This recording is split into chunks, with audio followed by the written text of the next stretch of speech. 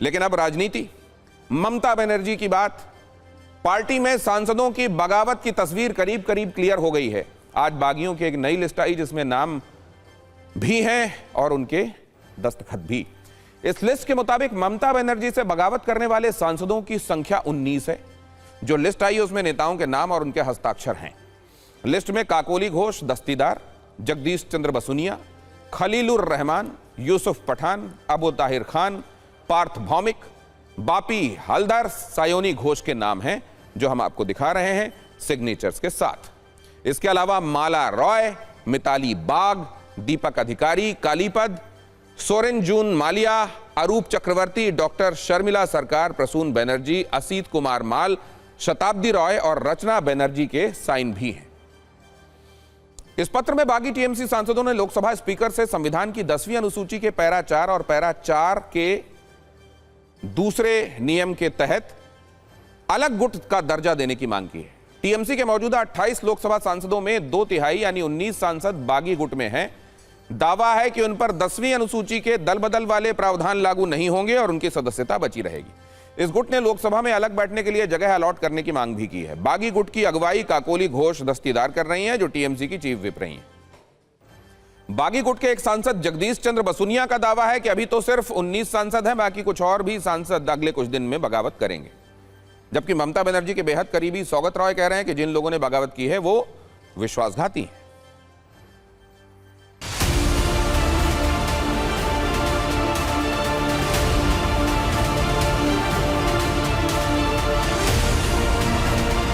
अभी तक 19 लोग ने सिग्नेचर किया है और सब लोग यही निर्णय लिया है। टीएमसी जो असली ग्रुप है वो हम है। हमारा साथ 19 सांसद है। हमारा जो मकसद है हम एनडीए के साथ समर्थन करेंगे। ये जो लोग छोड़ रहे हैं ये साथ में 20 आदमी भी लेके नहीं जा पाए। तृणमूल के जितना सपोर्टर है सब ममता बनर्जी का नाम पे है।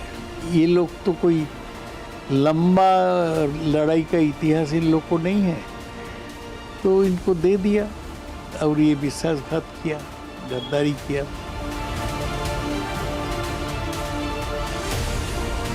This kind of incidents are happening, and from the beginning, the senior leadership of TMC, they were not at all happy regarding the parachute landing of Abhishek Banerjee as a second most top leadership of TMC. आम आदमी को साथ जो किया वो जो party को विरोध भी किया, आम जनता को विरोध भी किया, लूटा। खुद ममता बनर्जी है, उनको पार्टी का जो सत्ता वो दूसरा को छोड़ दिया। कोई भी माननीय प्रधानमंत्री नरेंद्र मोदी का काम को सपोर्ट कर सकते हैं ताकि उनके पार्टी का मामला वो लोग देखें। खबर है कि ममता बनर्जी कांग्रेस में शामिल हो सकता है। क्या होगा आगे नहीं मालूम, लेकिन कांग्रेस से निकले हुए सारे पार्टियां फिर कांग्रेस में ही आती। ममता बनर्जी को जिस प्रकार से हराया गया वो एक षड्यंत्र था और अब जिस तरह से पार्टी को तोड़ा जा रहा है वो भी एक छल कपट है। इस बगावत में एक बात नोट करने वाली है, वो ये कि ममता बनर्जी के 40 वर्ष पुराने साथी बगावत कर रहे हैं, लेकिन बीजेपी से टीएमसी में गए 2 बड़े नेता साफ कह रहे हैं कि वो ममता का साथ नहीं छोड़ेंगे। इनमें पहला नाम कीर्ति आजाद का है जो बागियों को गद्दार तक कह चुके हैं, और दूसरा नाम शत्रुघ्न सिन्हा का है। शत्रुघ्न सिन्हा ने आज मीडिया से बात की और साफ कहा कि ममता बनर्जी उनकी नेता है, वो ममता का साथ नहीं छोड़ेंगे। मैं इस घड़ी में बिल्कुल ममता जी के साथ हूं, उनके साथ था और उनके साथ ही रहूंगा। फिलहाल मेरा कोई इरादा नहीं है किसी और दिशा में जाने के लिए या कोई और रुख अख्तियार करने के लिए। आपने अभिषेक बनर्जी का जिक्र किया, चाहे और लोगों का जिक्र किया, इनमें से कोई मेरा नेता नहीं है। मेरा नेता सिर्फ एक है, नेता या नेत्री, और वो है ममता बनर्जी और सिर्फ ममता बनर्जी। जो लोग भी दबाव में, मजबूरी में, डर या भय में आज तथाकथित बागी ग्रुप में गए हैं, उनको सोचना चाहिए कि शिकायतों का पिटारा लेकर जो भी आए हैं वो क्या यही घड़ी थी ममता जी के खिलाफ शिकायत करने की, या अभिषेक बनर्जी या तमाम दूसरे नेताओं के प्रति भी शिकायत करने की कि बिहेवियर ठीक। कल तक तो यही लोग दीदी दीदी दीदी करते थे। जिन एमपीओ ने साइन नहीं किया था उनके घर में बीजेपी के लोग बैठे हुए थे, पुलिस बाहर से गार्ड कर रही थी उनको। बहुतों को तो घर तोड़ दिए गए, भंगचूर कर दिया गया, फैमिली को डराया धमकाया गया। बहुत सारे तो डर के आए हैं। अब आप देख लो तो पहले 8 अलग इंक में है, दूसरे 14 से 18 दूसरे इंक काले में है, उसमें भी 3 मुसलमान एक साथ में हैं। अब बीजेपी को उनकी भी ज़रूरत पड़ गई। वैसे गाली देते हैं, 2/3 चाहिए उनको। पहले भूपेंद्र यादव से मिलो, फिर शुभेंदु अधिकारी फूल लेकर के जाए, तो ये तो मालूम है बीजेपी का खेल है। इसमें ब्रेकिंग न्यूज़ क्या है यार, ये तो बताओ। बागियों के सिग्नेचर वाली चिट्ठी सामने आने के बाद नई जानकारी यह है कि रविवार को दिल्ली में टीएमसी के बागी गुट की बैठक होगी। इस बैठक में पश्चिम बंगाल के मुख्यमंत्री शुभेंदु अधिकारी भी मौजूद रहेंगे। बागी गुट के सांसद सोमवार को स्पीकर के साथ मुलाकात कर सकते हैं। बागी गुट की सदस्य शताब्दी रॉय ने कहा है कि जो लोग हमें गद्दार कह रहे हैं उनमें से कितने लोग अभी टीएमसी छोड़ेंगे, ये देखने वाली बात होगी। जब 4 मई हम लोग का रिजल्ट निकले उस टाइम हम लोग हारे हैं, और जैसे जितना बुरी तरह से हारे हैं, उसके बाद जब ममता बनर्जी ने हम लोगों को बुलाया था एमपीज़ को, तो मुझे लगा था कि उस दिन यही डिस्कशन होगा क्यों हारे हैं, लेकिन उस दिन भी कोई डिस्कशन नहीं है और हम लोग का कोई बोलने का मौका भी नहीं है और उसमें माना भी नहीं है हम लोग हारे हैं।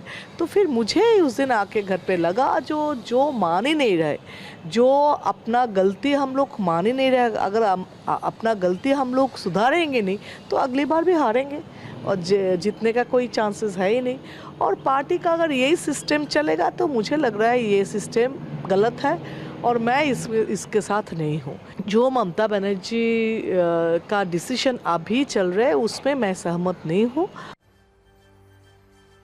बगावत के तूफान के बीच टीएमसी ने दिल्ली में अपने कार्यालय का पता बदल दिया है।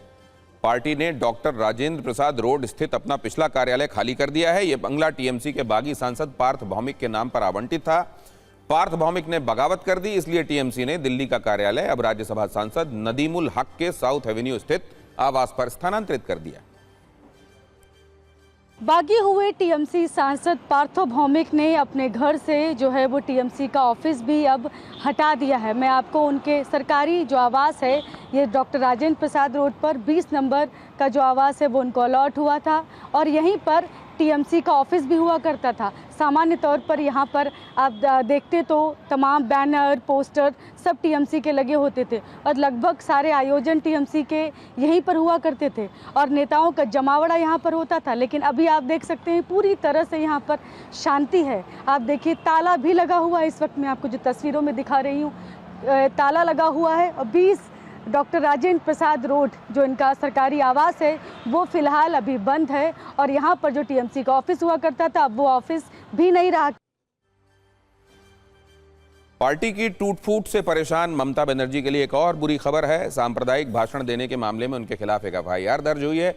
यह एफआईआर कोलकाता के हेयर स्ट्रीट थाने में दर्ज की गई है। उन पर आरोप है कि 9 मार्च को धर्मतल्ला में उन्होंने भड़काऊ भाषण दिया था जिससे सांप्रदायिक सौहार्द बिगड़ सकता था।